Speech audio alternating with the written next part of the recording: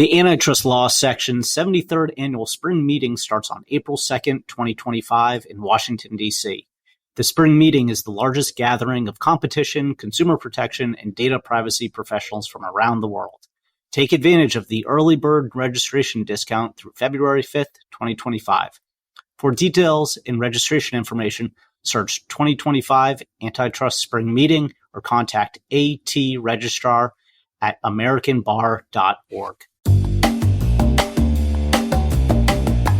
Welcome to our Curious Amalgam, the weekly podcast brought to you by the Antitrust Law Section of the American Bar Association.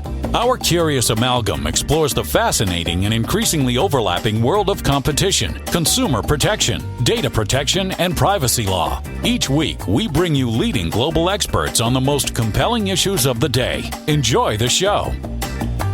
Hello, and welcome to our Curious Amalgam, the podcast from the American Bar Association's Antitrust Law Section. My name is Matthew Hall. Today's topic is a new era for private antitrust litigation in China. Impact of the June 2024 judicial interpretation of the Supreme People's Court. Joining me today is my co-host, Anora Wang. Hi, Anora. Hi, Matthew. As in other jurisdictions around the world, in China, private antitrust or competition law litigation through the courts operates alongside regulatory enforcement. A June 2024 judicial interpretation from the Supreme People's Court, the highest court of the PRC, set out important changes in this area. We will be discussing this antitrust litigation JI and what it means for companies. Anora, who is our guest today? Yes, we have the pleasure to speak with Susan Ning, or in China you'll be knowing her as Ning Xuanfeng. Susan is the managing partner of the Regulatory and Compliance Group at the law firm King Wood, based in Beijing. Susan's main areas of practice are Chinese cybersecurity and data compliance, antitrust and competition law. In addition, Susan practices international trade and investment law. Thank you, Anora. Susan, welcome to the show.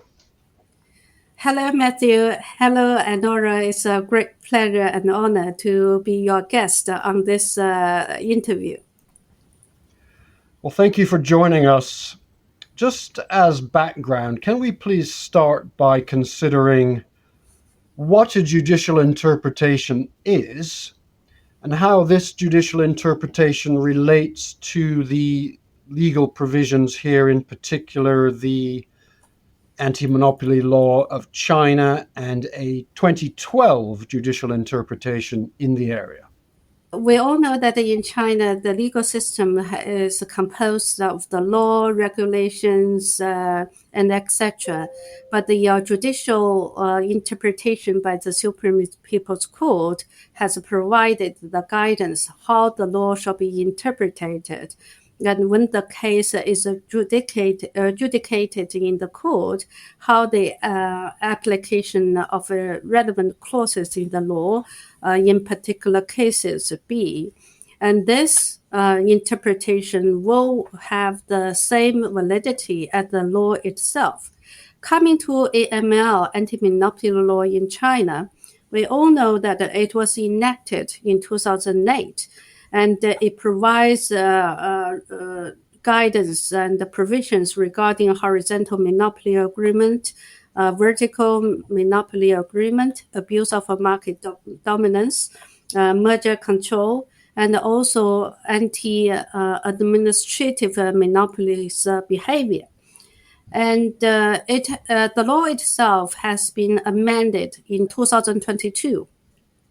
Nevertheless, as I said, the Supreme People's Court judicial interpretation has the same validity. In 2012, we have the first judicial interpretation by the Supreme People's Court that has been superseded by this June 2024 interpretation nevertheless. But in that first interpretation, it consists of 16 articles, primarily address the procedural matters such as jurisdiction, litigation, trial procedures, statute of limitation, basic rules on burden of proofs, and etc. But those provisions has been embraced in the June 2024 interpretation, and we can address those issues later. That's very useful. So we're looking at a judicial interpretation updating and superseding the May 2012 version. Susan, what was the thinking behind the new JI of 2024, and also generally, what was the situation in private antitrust litigation in China before that point? I would say that probably we could start with the some of the statistics regarding the cases heard by the court, and also see what's the as you asked, what's consideration factors that behind those judicial interpretation. First of all, there has been no consistent official data publication in China regarding antitrust litigations. Most available data were fragmented, so we have to collect it. And also the period of time or the way of statistics, whether it covers only civil litigation concerning commercial disputes or concerning abusive administrative behavior. Sometimes it could be very different. So we try our best to summarize the data. From the implementation of the anti-monopoly law in China 2008 until the end of 2011, which is, of course, just before the first judicial interpretation in May 2012, Chinese courts have concluded 53 first instance civil cases nationwide, averaging less than 20 cases per year. And we have another statistics which covers almost 10-year period from 2008 to 2017. Courts have concluded 630 first instance case nationwide, averaging more than 60 cases per year. And another statistics, again, you may see the time period is very mismatching with each other, which is covering 2013 to 2023. The courts have concluded 977 first instance cases nationwide, averaging more than 90 cases per year. So even though the different time period cause problem for the statistics, we could see that it's right after the first judicial interpretation was publicized in May 2012, the cases has surged dramatically, and we have kind of calculated in a very sophisticated but not a very scientific way, saying that right after that, the average yearly cases accepted would be around 100, which is much more than the 20 for the first 4 or 5 years. And this has been the situation. I know that even 100 per year is not really impressive for the big, huge market in China, and also with the public utility companies, in particular, having very much a strong market power.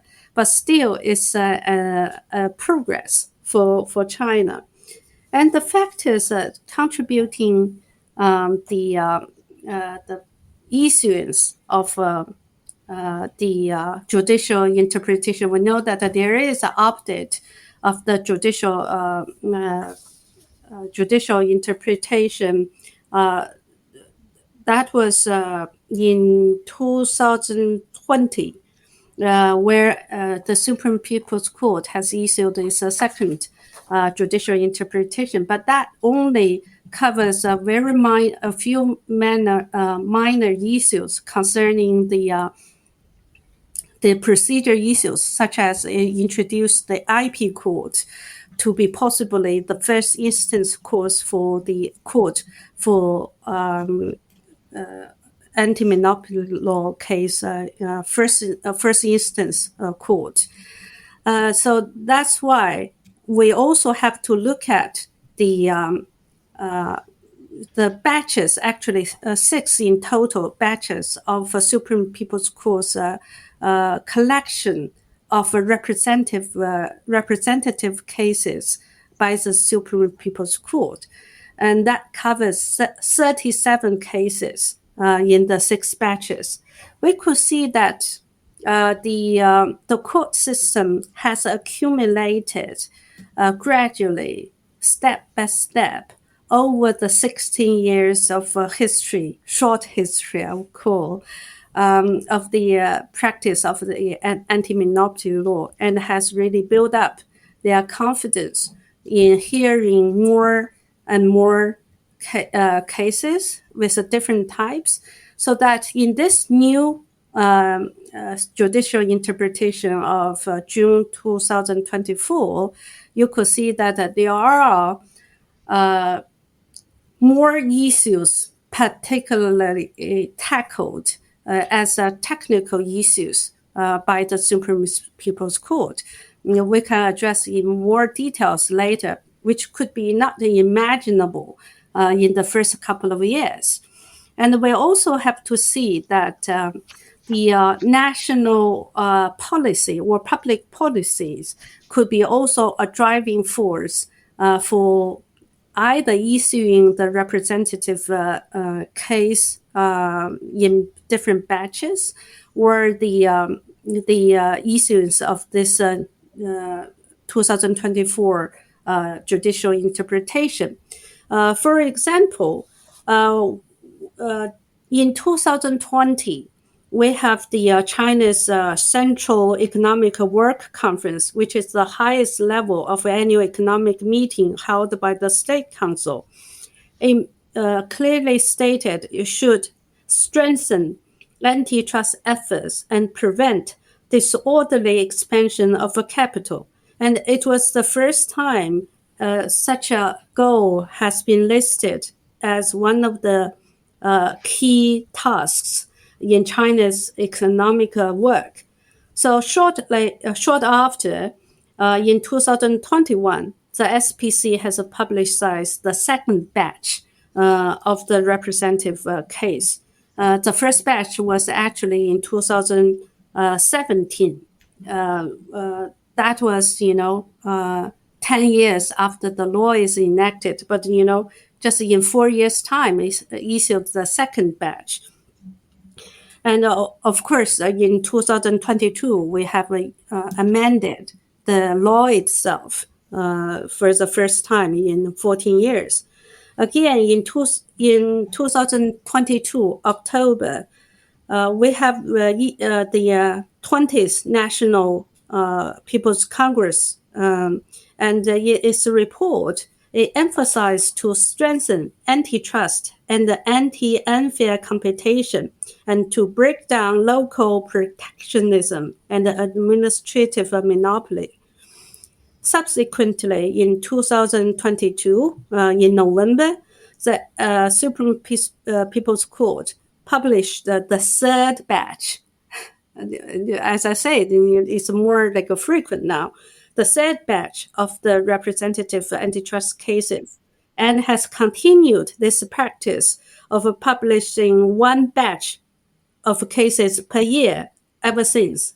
And even in 2024, with the update of the judicial interpretation, the Supreme People's Court even publicized 2 batches of such representative cases in the same year.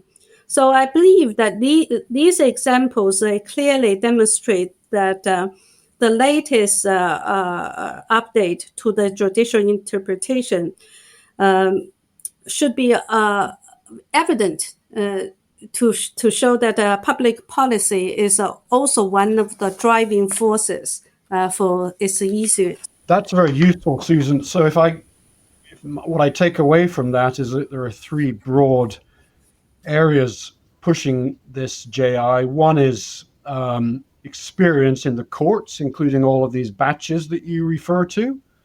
Two is significant public policy push behind it to increase private antitrust litigation, and also the amendments to the AML. So I think that gives us a good understanding of why we are where we are. Exactly. Before we move on to the section by section flow of the JI, which is your mentions of the batches of representative cases, right? I think that's another interesting point to observe here is that, like in China, which is not what we commonly would be referring to a common law jurisdiction, right? You look at the statutes and you look at the regulations, but now with these a growing body of representative cases being published, right? Should those be treated as case law, or is that sort of like is that sort of like a mixture in the middle of the civil law and then common law, and then something very interesting in the Chinese antitrust law litigation?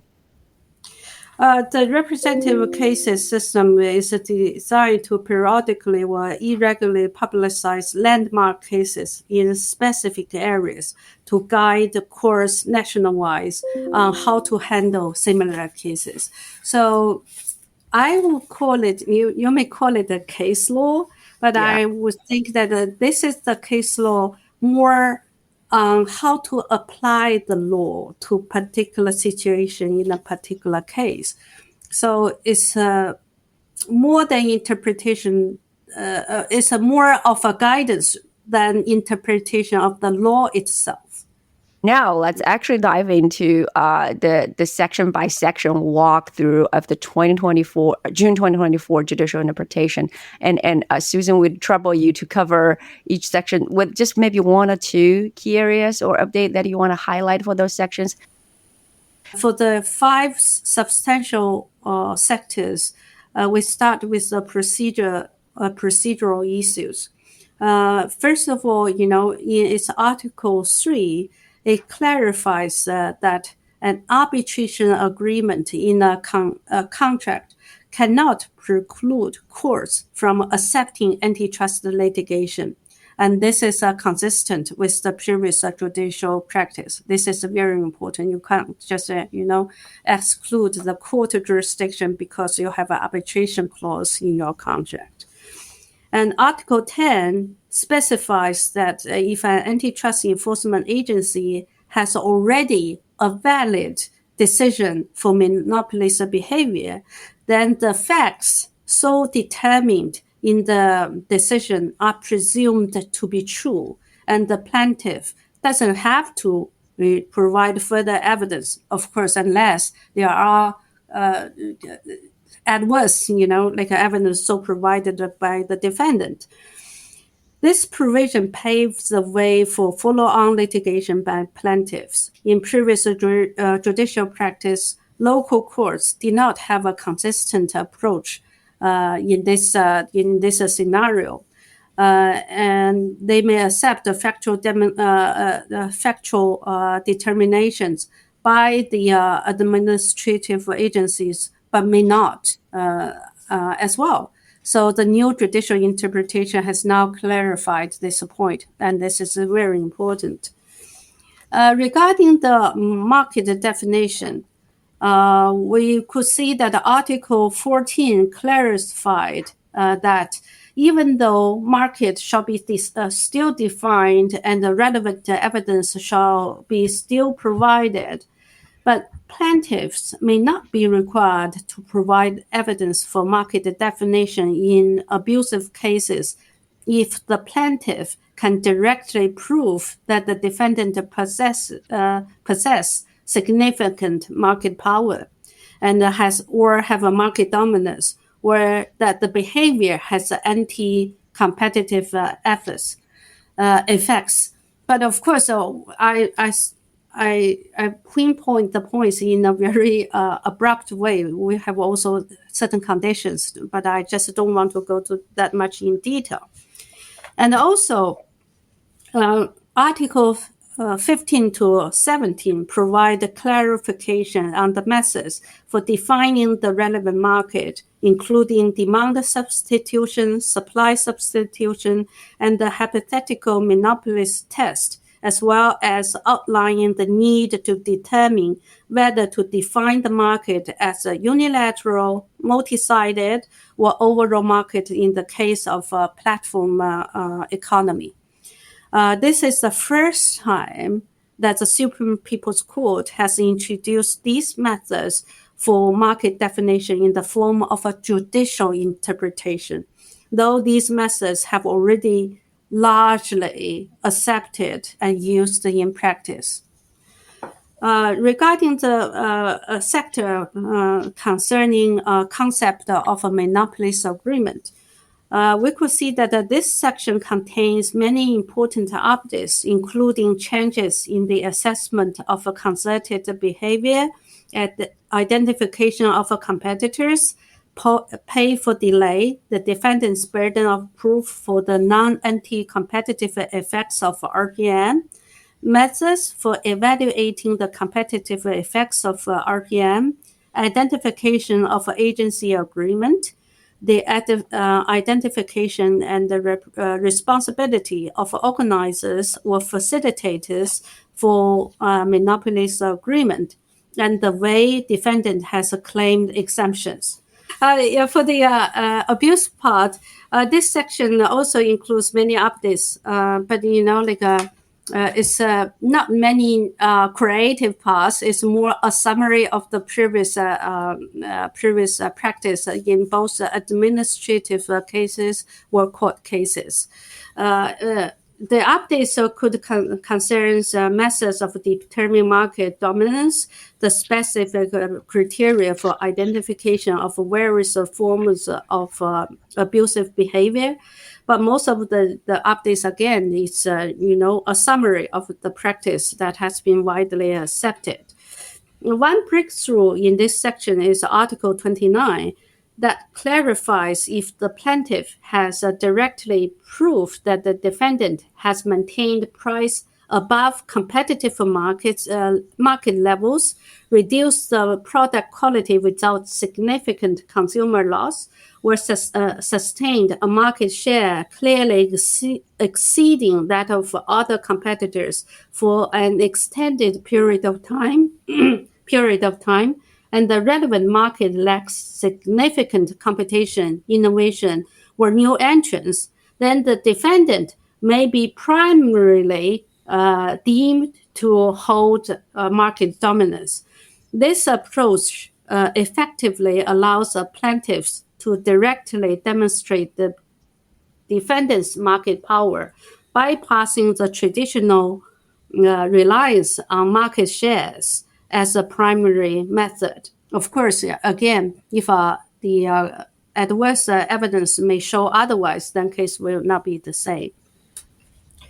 The fifth part for the substantial issues is the liability and the remedies in civil cases. This update, the update in this section include the calculation of damages, as well as the clarification that participants in a horizontal monopoly agreement cannot claim damages against each other. And another notable highlight is Article 44, which specifies that if the plaintiff can prove that the defendant's monopolist's behavior caused damages but has difficulty in proving the exact amount of damages, the court may determine a reasonable amount of compensation at its own discretion, rather than directly ruling the plaintiffs to bear the burden of proof. And this really has released the plaintiff a lot. Susan, that's very useful. And as you say, there's also an appendix which sounds like it deals with transitional provisions The last point you made there sounds familiar to English lawyers, at least. I think we also often refer to that as the broad axe, whereby the judge can take an approach to determining damages or other remedies. That sounds very useful. Also, more generally, I thought that quite a lot of what you mentioned is familiar to EU, US, and UK lawyers. On the substance and to some extent on the procedure, for example, the follow-on cases that you mentioned. It was also very interesting for me the point that a lot of this seems to be about burden of proof shifting. But finally, before I ask another question here, Susan, I read somewhere, and this may be important if you could quickly refer to it, that the new judicial interpretation introduces the single economic entity concept in Chinese antitrust law concerning agreements within groups. Is that something new? I think that's a really a very good question. It is. That clause was introduced when it tries to determine who are competitors and who are not. And that's where this one single economic entity has been introduced there. And that's the first time in China. And that is very obviously important. Thank you for mentioning that. Sure, it just struck me as potentially being a very significant, practical point for advisors, and in particular. Could you give us some observations, please, Susan, on the practical impact of this judicial interpretation on antitrust litigation in China? Maybe what you're seeing in terms of the statistics. You referred to a lot of interesting data before. Is there any new data here? And also, what types of cases are you perhaps seeing following 1 July 2024 when the judicial interpretation actually came into force? First of all, the data shows that as of December 2024, the Supreme People's Court has accepted 282 antitrust cases and concluded 243.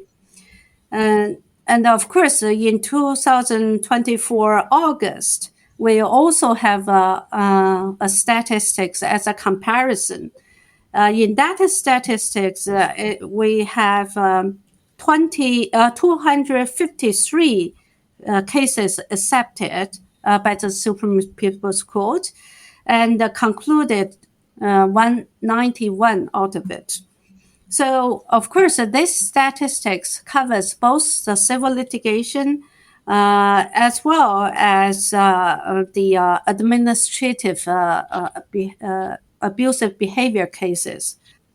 We could see that just shortly after the judicial interpretation was issued, 26 new cases has been accepted and 52 cases concluded. So even in the Supreme People's Court's own word, they say that the number of antitrust cases has increased significantly, when they discuss about the judicial interpretation.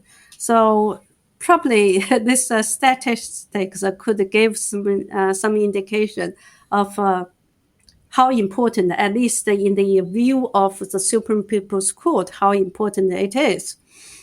But looking at the industries that those cases are concerned, we could see that it really covers a large range of industries concerning public or monopoly enterprises such as water supply, heating, tobacco, or other public utilities. They also have cases relating to very important essential industries such as pharmaceutical, construction materials, new economies or technologies such as internet platforms and wireless communications. For cases type, we have, more dominant cases versus horizontal or vertical monopolies behaviors. This is very different from what you have in probably in the United States, where dominance cases are hard to be proved. But actually in China, we have more dominant cases than the other behaviors. For the parties concerned, we see that, believe it or not, 9 out of the cases we refer to are actually here I'm talking about the representative cases that we just see in the newest one. In the 6 batches, we see that because in the Supreme People's Decision Court, we can't find the easy or accurate numbers. So we go back to, again, the representative cases, and of 37 in total. We see that the parties concerned, 9 of them are individuals, natural person. Companies are 24 out of the total. And also Chinese as a defendants are 26 out of the total, while the foreign companies as a defendant are 7. So sometimes people say that Chinese, entities, of course, are kind of witch hunting against the foreign companies, but the statistics show that it's not the case. And even, foreign companies win antitrust cases before the Chinese courts, which is, not easy anyhow, and not easy to win antitrust cases in any jurisdictions. Well, it sounds like the judicial interpretation is having its intended effect in terms of increasing litigation. I was interested, before we move on, about your comment concerning individuals. Just briefly, is litigation funding available in China for companies and individuals to bring claims, or is that not something that exists? We have seen a couple of efforts to fund the litigation, as you do in UK or United States. But we have obstacles in that regard, because we understand if we do so-called funding for antitrust litigation, we normally do it on a contingency basis, where, there's no first, a deposit, whatever, first payment, and then the 90%, 80% will be paid by the compensation that the lawyers has successfully,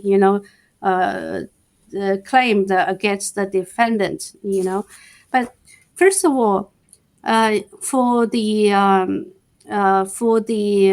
lawyers' fee rate, each of the lawyers' association in different locality, Beijing, Shanghai, Shenzhen, they have recommendation fee rate, which is relatively low. Given that your rate recently have like a surge, like a rocket high, is really low here in China. So if you do it like a high rate, if the especially individuals, when you win for them, then they regret to commit for such a high rate for you to collect as a contingency fee. They may complain before the bar association, lawyers association, and say that this is a high fee, unreasonable, and you may not be successful to claim to take back all the compensations that the plaintiff is entitled to. And secondly, for contingency fee, there has been also restrictions in that regard. Of course, generally, like you can't work on contingency fee scheme in terms of personal injury, family matters, certain restrictions. But still, with a contingency fee, when there is argument between the client and the lawyers, the representing lawyers, before the court may not support or fully support the claim that lawyers may think is entitled to. So that's very difficult part. So what would your takeaway or advice to companies, to non-Chinese companies, and also maybe the lawyers advising them? Of course, follow the law and don't do the anti-competition behavior as a general. But I think that normally we know that antitrust litigation concerning foreign companies is sometimes it's a strategy either the foreign company use or Chinese company use for offset certain other litigations like IP litigation or whatever.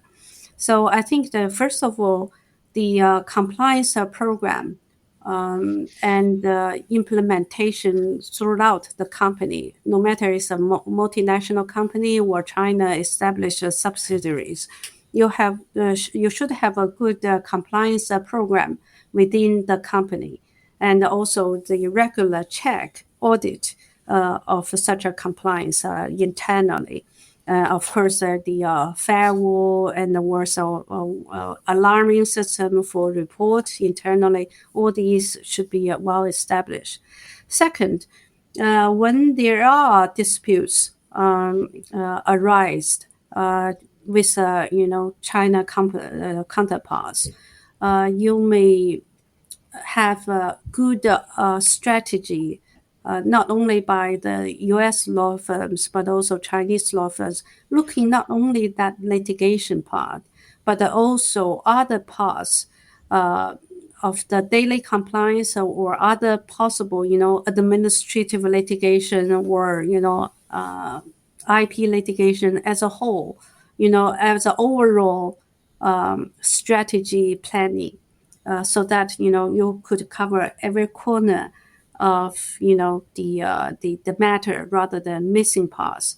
So local understanding is also very important whenever there is an administrative investigation or court litigation.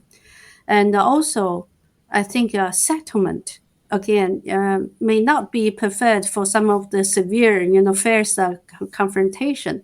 But still, settlement, especially when it involves litigation, administrative investigation, and also public media, your trials over the platform.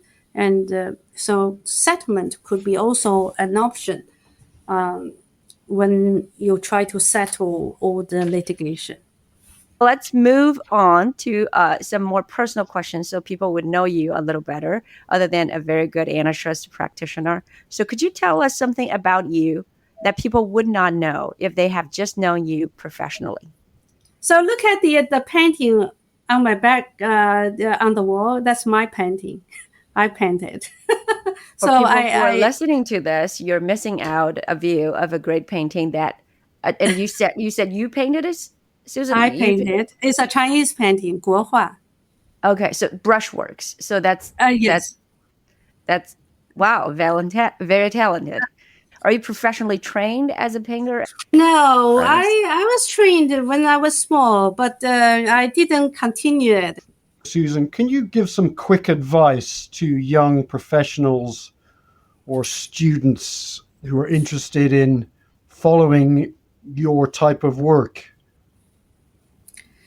I think first of all, you got to be interested in the law, and then you will have the passion, and then you can be persistent of what you are doing, and then you can achieve. Achieve is the result. It's not the goal, or it's the result. So you got to be interested in law so that you can pursue, in deeper, in wider, and then this passion will drive all the way through. Like I have been practicing since 1988 up to now. It's 30-some years. So the passion make you still love it. Like you can still have fun out of it. That's great advice for antitrust, but also, of course, any other lawyers and really any other profession. So thank you very much, Susan and Anora, for joining me. And thank you to everyone for listening to this episode of Our Curious Amalgam. Thank you for listening to this week's episode of Our Curious Amalgam, a competition, consumer protection, data protection, and privacy law podcast. It is produced and shared around the globe by ABA's Antitrust Law Section.